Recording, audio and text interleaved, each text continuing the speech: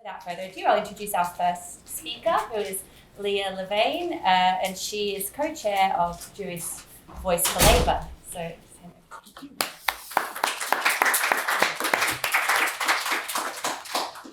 So, first of all, thanks for the session. Thanks for inviting me, and thanks for inviting me to a session where I don't have to talk about the Labour Party. I think it may come up, but I'm not going to speak about it at all. Yay! Just I really enjoyed the plenary session this morning and found some of it very, very inspiring. I'm going to leave Rob to do. He's promised me he's going to do a deep theoretical analysis of the Jewish identity through. No, but I'm just a few points I'd like. So first of all, what on earth is Jewish identity? As was touched on this morning, I mean, no community exists. It's not homogenous. What is a Jewish identity? And I'll just talk a little bit about my own background. But I was interested in what, for example, the images of Asian workers and Asian bosses. And of course, there's lots of history of Jewish workers and Jewish bosses. And Palestinian workers and Palestinian bosses. There were Palestinians in 1948 in Ramallah and Jenin, etc. Very wealthy people who were delighted to go into the camps where people had just been expelled and offer somebody a day's work as a maid and so on. So the issues of class and exploitation cut across all of it. And I'm a secular anti-Zionist Jew. What the hell is that? I'm not sure I'm going to give you any answers, but it's the disturbing thing for me, or one of the disturbing things, is the way in which, in a way, two things have happened. One is that Zionism and Judaism have become conflated completely, to the extent that the chief rabbi will say you can't put a piece of paper that way. I'm assuming he's meaning that way rather than that way. So I find that extremely worrying. And if I'm honest, I really when I was thinking about this question, there's an extent to which my identity as a Jew is a negative one. It's because when push comes to shove, when Netanyahu claims to speak for all the Jews of the world, or in the past when the Nazis were lining us up to go into the gas chambers, if I'd said, oh no, I don't believe in God, I'm an atheist, it wouldn't have, even if I'd wanted to, which I certainly wouldn't have wanted, it wouldn't have saved me from the bullets or the gas chambers. But it's a shame to be thinking of that, but a lot of it is about standing up and being counted. And I have a daughter who's mixed race. So according to the halachic law, I think that's how you say it, because she has a Jewish mother, she's 100% Jewish. Her experience is, for example, she does musical theatre and she was in college and she said, they were thinking, we need a few props and some background music. And she said, we've got a menorah and some klezmer music and Eastern European Jewish music. And the teacher looked, her name is Hannah Shandel Levane. For those of you who know, this is not, it's not Lucy Smith. I just think it's a lovely name, so that's why. And Shandel is my mother's Hebrew name, so she died when I was pregnant. Anyway, other stories. And the teacher couldn't compute this mixed race young woman and being Jewish. So there's all those sorts of complexities, even within this country, and I'll get on a little bit later about Israel. So my background for British Jews is fairly typical, my ancestry, and everybody that I was still in contact with came over long before the rise of Nazism and the big wave of immigration of Jewish people between 1875 and 1905. Broadly, my mother's family came at the beginning, and my father's family came near the end. And remember, if those of you don't know, in 1905, when there was the first immigration act in this country called the Aliens Act, that the author of the act was none other than Lord Balfour. He of the Balfour Declaration, apparently the great saviour of the Jews because he promised Israel to them, which he had no right to. That's a separate conversation. So I'm going to try and keep my place. And even at that time, during that wave of immigration, fleeing pogroms and discrimination in Eastern Europe, the Jews who'd been here for a bit longer, who'd first come back after when they were allowed back, I think in the 18th century, having been expelled from this country in the 12th century, they were really worried about these working class, scruffy, dishevelled, impoverished, radical, Bolshevik thinking Jews, and how that would reflect on them because they were very respectable. So that's all part of Jewish identity. And then there's the issue of internationalism, the wandering Jew, and not having a country. Well, I don't have a problem personally. I see that as a very positive thing.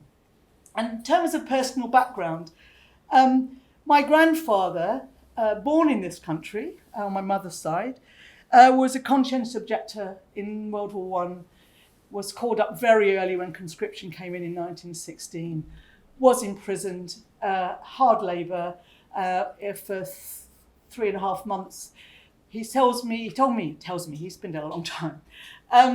He was beaten every day, once for being a Conchi, once for being a Jew. And when he came out, and this is another very typical story, he had a very German-sounding name, which is not uncommon for Jewish people.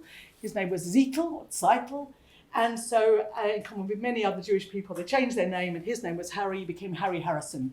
His brother became Louis Lewis, and his other brother became Jack Jackson, etc., etc. Creative and imaginative, but that's many Jews will have a story like that, whether or not they were in prison. I found out recently, in fact, that my great-great-uncle was in prison at the same time. I hadn't learned that until about 3 or 4 years ago. Again, whole other story. So there was this thread of anti-capitalism, because that was the basis on which he refused to fight or go into the war on any other basis. But he said in World War II he would have fought if he had been young enough, because yes, it was still a capitalist war, but there was fascism to fight, and particularly the form of fascism and racism that it was taking. So nothing is always that clear cut. But he saw part of his stand against war as part of his Judaism. He also wasn't a very religious Jew, but he was very aware of that being part of it. Now, I was brought up as a child, imagine, in the 50s, those of you who I think 50 is ancient history, 50s and 60s in Southall, which was mentioned this morning. And even when I was a child, it had a significant Sikh population.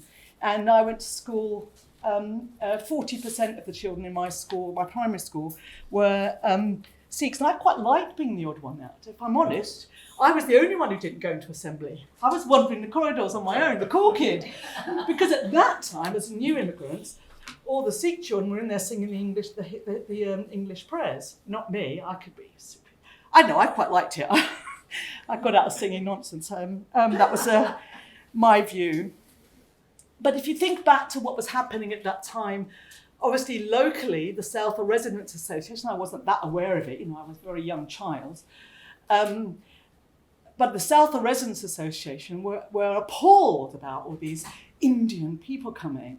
But what I remember my parents saying, the sort of racist language that was used about the Indian people in the community, just things like, that's what they used to say about us, and we know where that led to.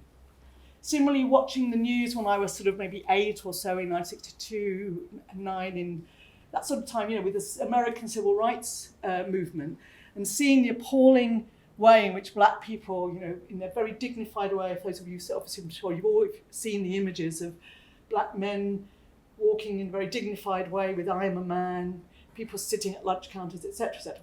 We all know that. And again, that's what they would have done to us, that's terrible. But not that's what they would have done to us, phew, glad it's not us anymore. That's what they would have done to us, we need to go and show solidarity. Now, they weren't street demonstrators and so on, but for example, my father went along to the Indian Workers Association in Southall and said, I've got contacts in the Association of Jewish Ex-Servicemen if you want them to come and protect your meeting. And I remembered that many years later, when I was an active young socialist, an ingenue of about 19, when we organised a big meeting at Red Lion Square. So we're talking about the 70s now. And I remembered that. And we got the Association of Jewish Ex-Servicemen to come and monitor that and supervise that meeting. And they were tough guys. They were all little. I remember they were all little in leather. But they were absolutely clear. And they said, we don't agree with your politics, but you're fighting fascism. We're going to make sure it's okay.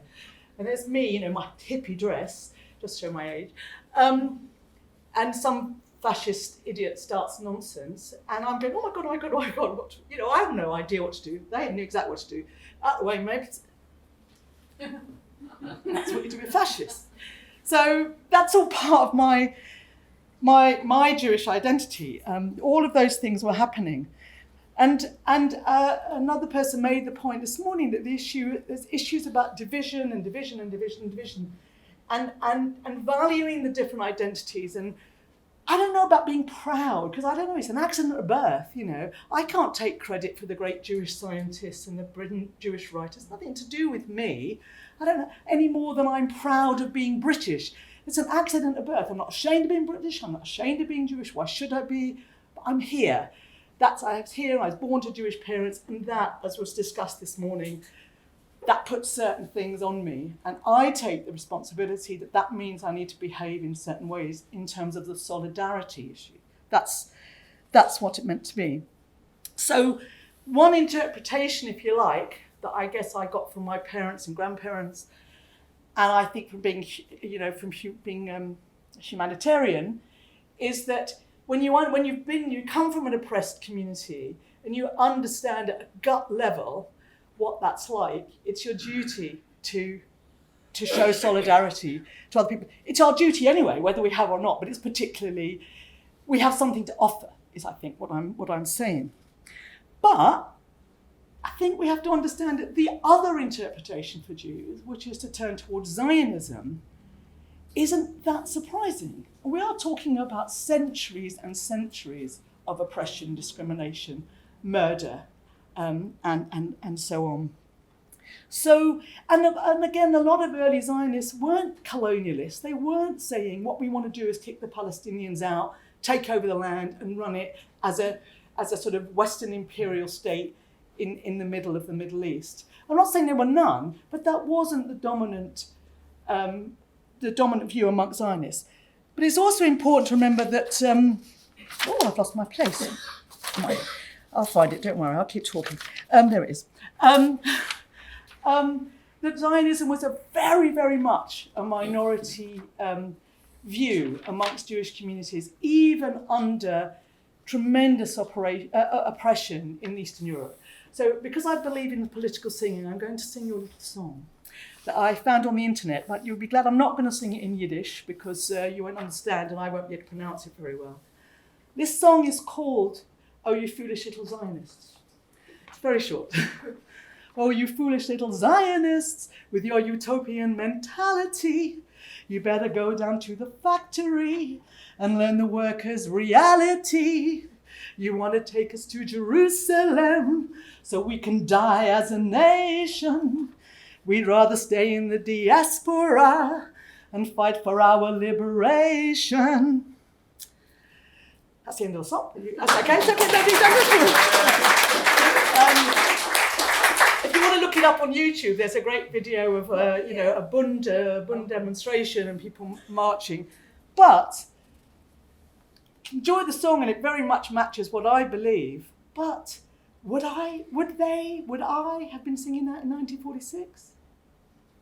I don't think so. How many of the people in that video were even alive 15, 20 years later?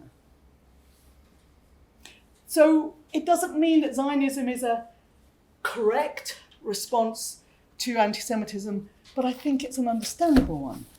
Now what it's become, so all our rights that I absolutely claim as a human being, humanitarian, Jewish woman, what it has become is horrendous. And the more I've studied the issue, which I've been forced to over far too many years, the more I came to the conclusion that where we are now is the logical conclusion of where we started. Nonetheless, not everyone who buys into the idea that a Jewish state is the answer is guilty of what's going on. And that association is a very dangerous one as well. And, that debate went right on, between people who saw Zionism as the answer and people who saw what I was basically singing about, internationalism and working class solidarity is the answer, went on right into the Warsaw Ghetto. So Marek Edelman, he was a Bundist, a very famous, wonderful, wonderful man who refused to go to Israel after the war. And I've forgotten the name of the Zionist thinking leader. But they worked together to try and defeat the Nazis and to organise the uprising. But they argued and argued and argued all the way through. But I think it's really important that we hang on when we're thinking about Zionism. And I don't know what your views are, but I think most socialist internationalists will oppose Zionism. Certainly what Zionism has become in the reality, is to understand at the root of it, that fear is real. And that fear is hardly surprising. In 1930s Germany, the most integrated, emancipated community in Europe was the German Jewish community. And that wasn't a protection. So when Jews hear the chants that go on at white supremacist rallies, when they see the murders in Pittsburgh, bombings of attacks on the synagogue in Pittsburgh and elsewhere, when they hear nasty comments, you think how that might escalate.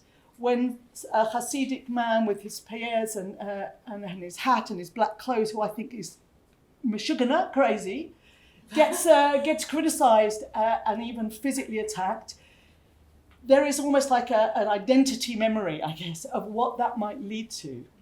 And so understanding I just think it's important that when we're actually campaigning for Palestinian rights, that we don't forget that we also don't conflate the two, but we don't forget that.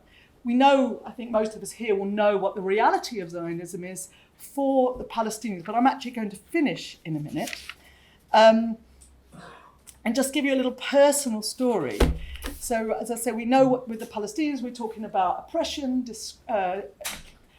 bombardment, house demolitions, etc., etc., etc. But I'll give you a little story from my father. In 1984, my mother died and he lost his job literally at the same time. And he thought, who wants a fat, unfit, 58-year-old working class man with no paper skills, no skills on paper? Oh, I'll go to Israel. Now, despite my father being very solid on racism, somehow, like many people, PEP, progressive except for Palestine. So why did I read The Guardian? I am talking a few years ago, that Arabist newspaper. So somehow the anti-Arab, because he saw that was the one racism he thought was okay, because they were the ones who were going to, who hated the Jews. And I didn't get very far with him on that one till 1984. And he decided he would go to Israel. Friends of his already living there said, you've only ever been twice in your life. Before you make a decision to come and live here, come and stay for a few weeks. You don't have a job now, you can stay for a few weeks. And he went for 7 weeks, and this is all before emails and phone calls, so I didn't hear from him, apart from the odd postcard, for 7 weeks. And when he came back, I said, what have you decided? Have you decided you're going to go? He said, absolutely not. There is no way I could live in such a racist society. Now this is, as you've got a bit of grasp on history, this is 3 years before the first Intifada. And I said, what do you mean? And he said, well, we're all right, because we're the Ashkenazim, we're the white European, Eastern European Jews, and we're up here. At that time, certainly, we're up here. And then you've got the Sephardim, you've got the Moroccan, Spanish, Portuguese Jews. Then you've got the Mizrahi, which are like the Arabic Jews from Syria, Egypt, etc. And then down here, you've got the Falashas, which actually apparently is not a good word, but anyway, that's what they were called. The Ethiopian Jews had been rescued from the famine by the heroic Israel. The black Jews, the absolutely black, clearly African Jews. And I said to him, well, what about the Arabs? And I probably would have used that term at the time. And he said, don't be silly. He said, they're not even allowed on the ladder. And this is, as I say, my father, because he's not blind to racism, but he was a bit blind to the Arabic, to what was happening to the Palestinians. He was shocked to the core. He thought at least a Jewish state would treat all Jews equally. So he never mentioned it again. He never visited again. He lived another 12, 13 years. And I believe that when you start, the reason I'm giving you that story is because I think it's an example separate from the horrendous things happening to the Palestinians of what happens if you take an exclusive, we're better, we're special, and particularly imposing a European model into the Middle East and try and make everyone fit in with you.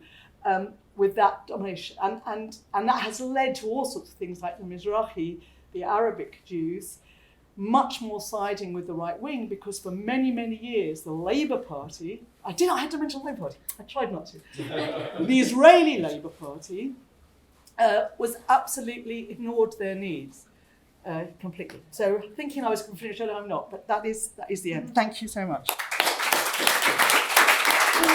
Now I'll introduce our next speaker, who will speak for about another 20 minutes as well. I'm introducing Rob Ferguson, who is also a member of the Socialist Worker Party, and he is also the author of this pamphlet, Antisemitism, the far right, Zionism and the left, which is available at bookmarks. And he's also on the steering committee for the free speech of Israel. So. Right, thanks very much. Okay. Over the last 3 years in Britain, we've seen the question of Jewish identity instrumentalised to an absolutely unprecedented level, most clearly manifested in the adoption of the International Holocaust Remembrance Alliance definition of anti-Semitism and its associated examples, the function of which is to conflate Jewish identity with the political ideology, that of Zionism. What I want to do in this discussion, I want to step back from the immediate, take a wider historical view in order to try and address the discussion that we're having. First, I want to argue that Jewish identity, including religious identity, has to be understood as having a modern character. I want to situate Jewish identity against 3 key features that frame the experience of modern history. First, the emancipation of European Jewry during the long 19th century, from around the French Revolution to the early 20th century, the period in which saw the end of the ghetto that characterized Jewish experience across Europe, the promise of equal citizenship, of rights for Jews and participation in political and social life. And the emancipation of European Jewry then posed the question of assimilation. It's called integration. That's the word we'd use now. Assimilation into Gentile society. One could perhaps put this crudely in the form of a question: what now was to become of the Jew? What I mean by that is, would Judaism and Jewish particularity fade into the past? If not, were the particularities of Jewish identity, whether religious, economic, social, communal, were they reconcilable with the granting or with the liberal conception of equality of the 19th century? And to that question, modern anti-Semitism that developed in full flood in the late 18th century answered in the resounding negative. Anti-Semitism took as its premise that the Jew was unassimilable, could not be assimilated into society, and that emancipation had freed Jewry as an alien and hostile population within Gentile society. That Jew and Gentile, therefore, were locked in a struggle that could only end in the domination of one over the other. And I want to argue that Jewish identity, in all its forms, religious, secular, Zionist, anti-Zionist, was forged in a confrontation with this historical experience of emancipation, assimilation, and anti-Semitism. It's important to register that it was the most radical element of the French Revolution, the Jacobins, that flung open the gates. And this was not simply a moral commitment to what were then called the rights of man, important though that was, but the emancipation of Jews in Europe formed an important part of the terrain upon which the wider struggle for universal rights was fought out in late 18th and 19th century Europe. So on the eve of emancipation, where life for West European Jewry was defined by the ghetto, actually the time frame within which the ghetto was dismantled is, I think, quite stunning. By the late 1860s, most Jews outside the Tsarist Empire had seen the removal of legal and residency restrictions, of guild and professional bars to trade, to the professions, and to educational institutions. And Jews were not simply the passive beneficiaries of historical process. During the 1848 revolutions across Europe, tens of thousands of Jews joined the revolutionary wave. In Hungary, where Jews constituted 2.5% of the population, they made up 11% of the revolutionary forces. Jews were elected as state representatives in France, Germany, Austria, and in the Italian Wars of Independence, Jews were appointed to high military positions as officers and indeed generals. The Italian historian Tullio Catalan puts this period in this way. Young Jews saw in the universal principles of liberty, including religious liberty, equality and fraternity, an opportunity of deliverance from the age of the ghetto. Yet the bourgeois revolutions of 1848 failed in their promise, ending in defeat as the liberal bourgeoisie trembled at what revolution might unleash. And this was to have consequences, not least for European Jewry. It wasn't that the defeats of 1848 meant the end of emancipation. On the contrary, Europe now saw the rise of nations based on citizenship and competing empires that needed to modernize and develop their economic, state and military power as capitalist states. But the liberatory spirit that I've just described gave way to reactionary nationalism and patriotism. And Jews, it was now argued, had to prove their loyalty, their suitability to participate in the national culture of their fellow citizens. In truth, there had always been this element within the Enlightenment project. The notion of emancipation being conditional on Jews relinquishing their particularity, for example, was vociferously criticised by Marx in his attack on the Austrian social democrat Bruno Bauer. Marx argued against Bauer that political emancipation was unconditional. It wasn't a trade-off. And for Marx, there was a vital distinction between political emancipation fought for under capitalism and human emancipation which required the abolition of capitalism itself. And this brings me to anti-Semitism, because in the late 19th century, we see the emergence of modern anti-Semitism, and for the anti-Semite, Jews are neither entitled to equal citizenship nor capable of earning it. Jews, by virtue of their alien racial character, constitute a hostile threat to nation and society. The Jews become the hidden hand behind every woe of the modern world, whether it be economic crisis, military defeat, social and class conflict, and so forth. Anti-Semitism as a movement takes shape in Vienna with the rise of Karl Lueger in a city that was home to one of the most assimilated Jewish populations of Europe.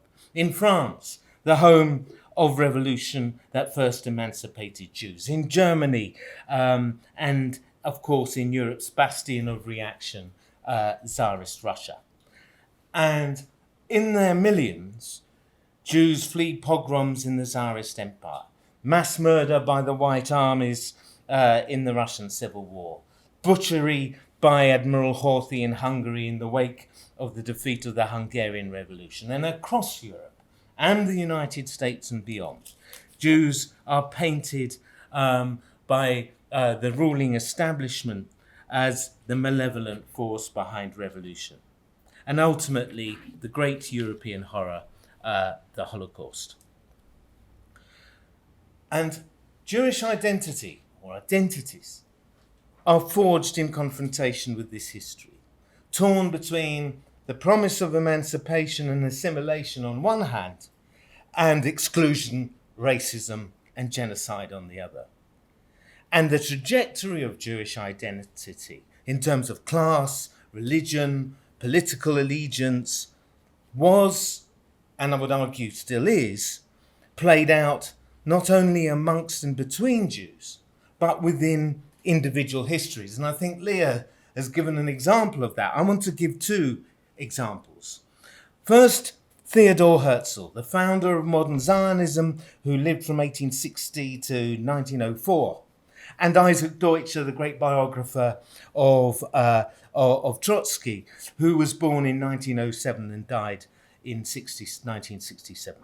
Herzl was a child of the Emancipation, committed to the values of liberal bourgeois Vienna. He was an optimist. He believed that assimilation was unstoppable until the 1880s. He also shared his liberal contempt. By the way, he also shared his liberal contemporaries' contempt, it has to be said, for Judaism as a religion and what he saw as the negative features of the Jewish character.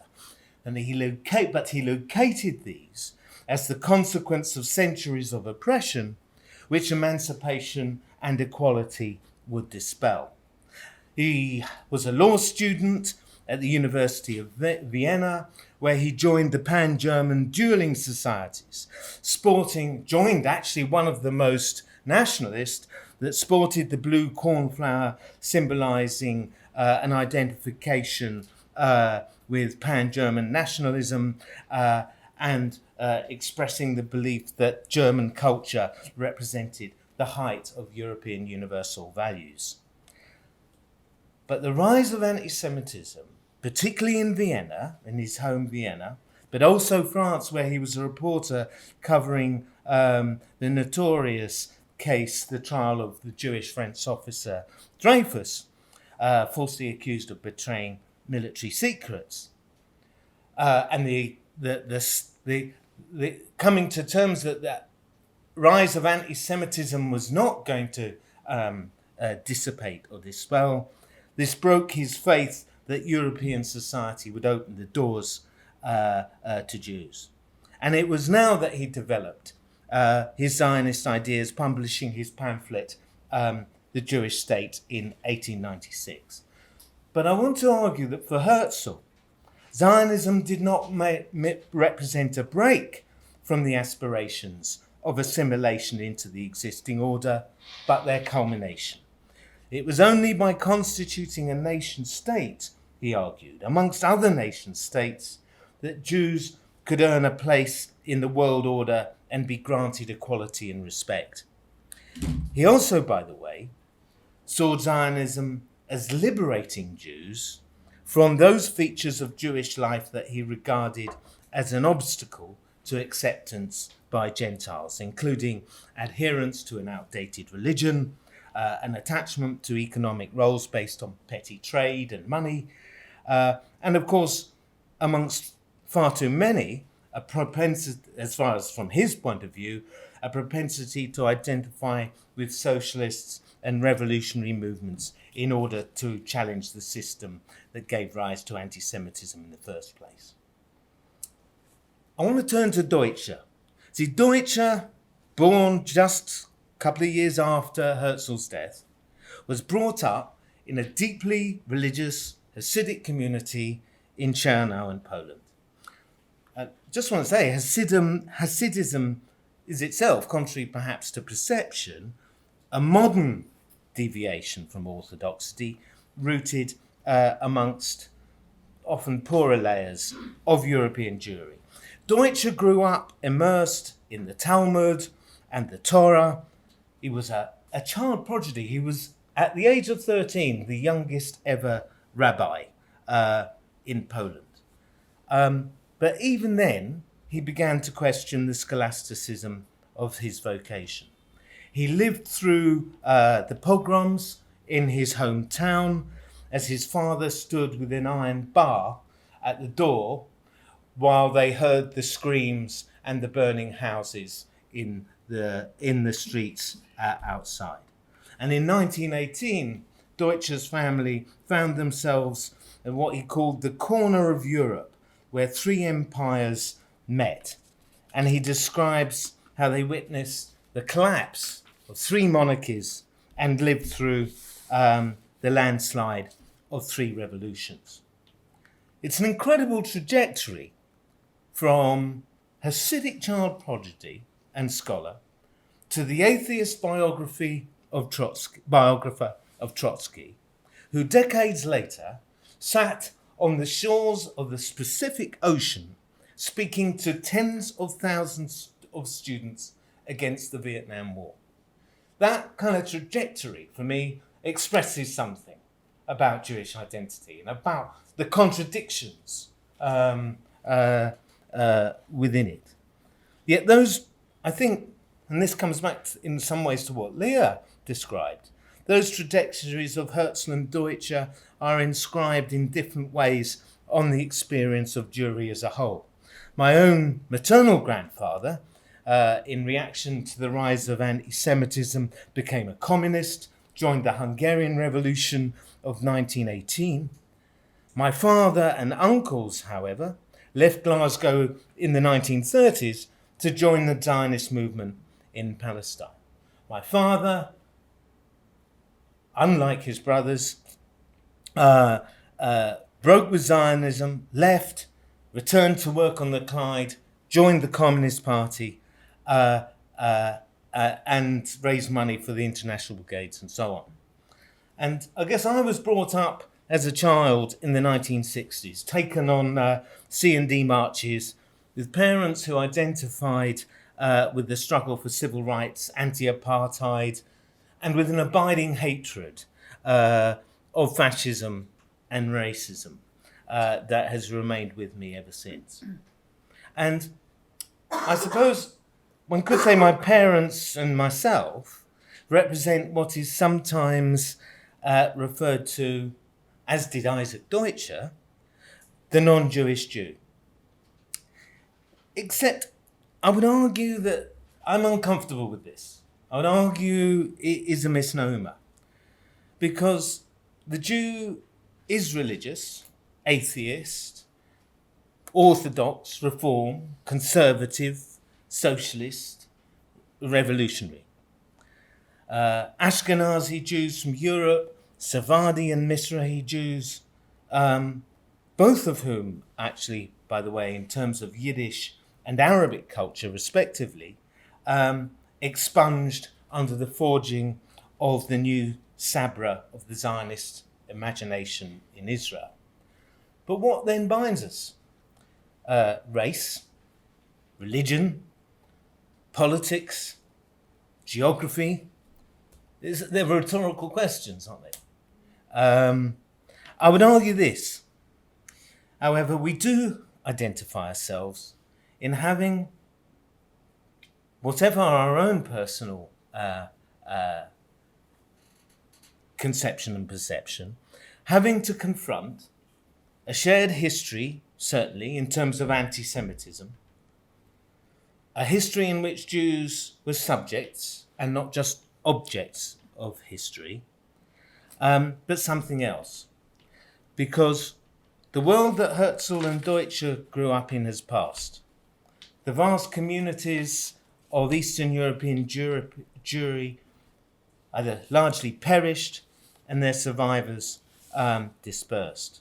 The Jewish Workers' Bund, the song that Leah sang so well, the Jewish Workers' Bund that grew up in the small Jewish workshops of Europe's heartlands have gone.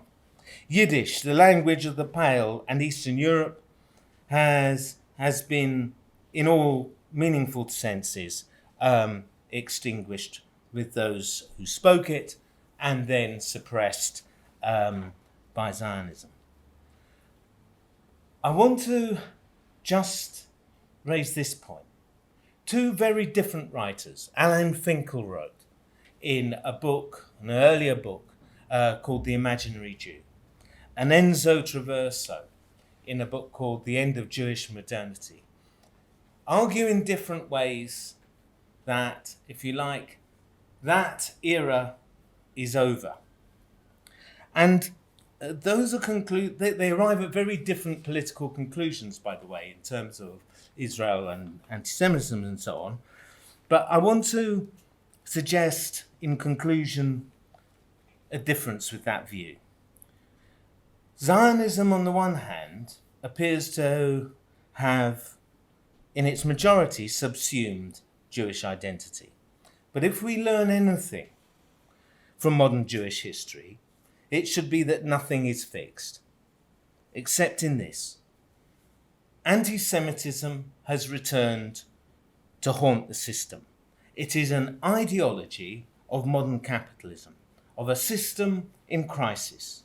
Its reactionary elements are forced now, as they were a century and a half ago, to find the notion of a hidden, malign power, an explanation in that notion, an explanation for the crisis of the system in which we live, an enemy that manipulates other enemies, that can be taken together, that can be given no quarter. I want to argue that anti-Semitism is not what makes me a Jew, however. I am not a passive object. What I think makes me a Jew is that I have to confront, whether I will it or no, and continually reforge and reforge an identity against that reality. And that poses these questions, and I'll finish with this. Do we seek a place as part of the existing order?